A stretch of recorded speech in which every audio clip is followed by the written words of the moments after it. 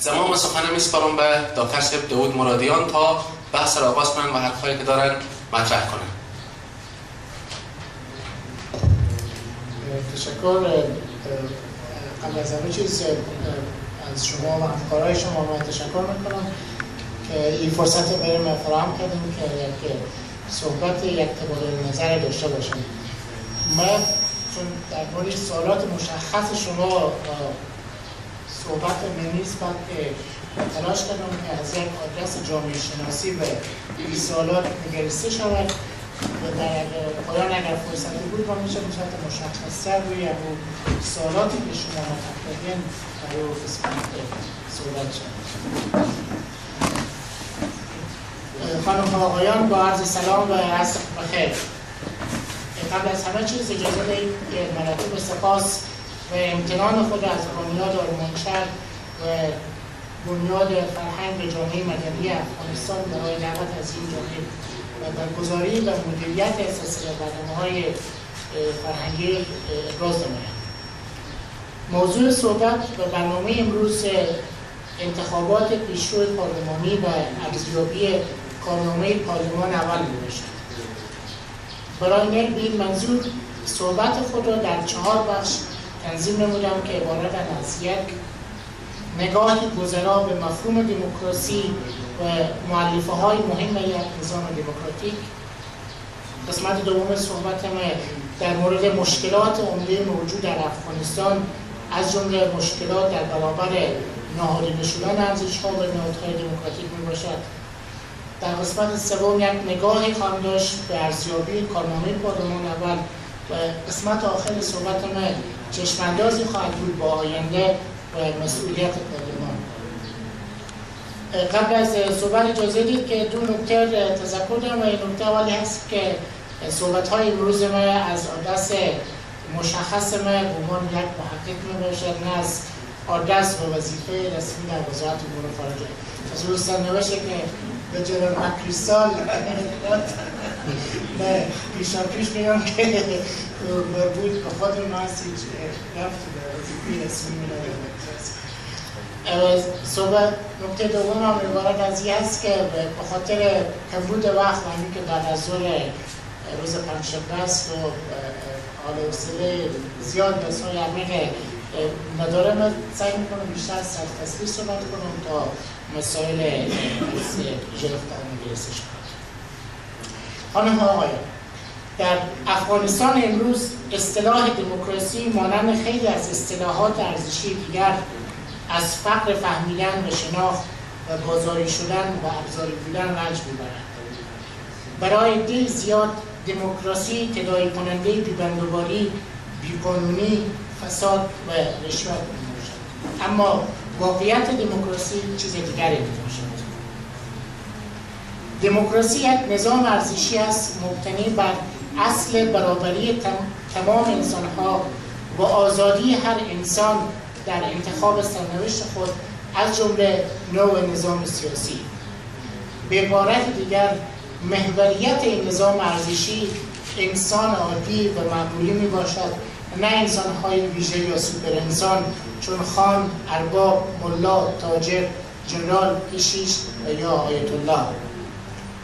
از طرف دیگر نظام دموکراتیک یکی از اشکال و انواع نظام‌های سیاسی می باشد، در کنار نظام‌های سیاسی چون سلطنتی، دیکتاتوری، امپراتوری، خلافت و یا تئوکراسی.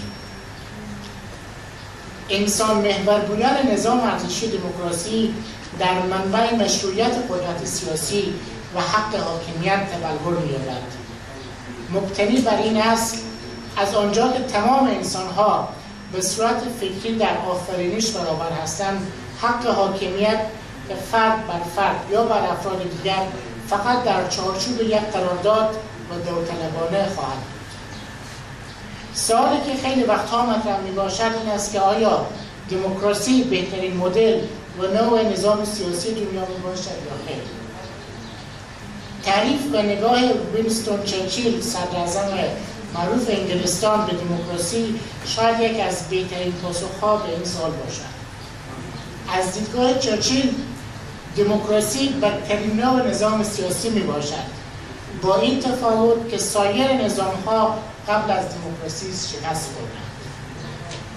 تاریخ معاصر افغانستان نمونه خوبی از این تعریف به نگاه به دموکراسی می‌باشد.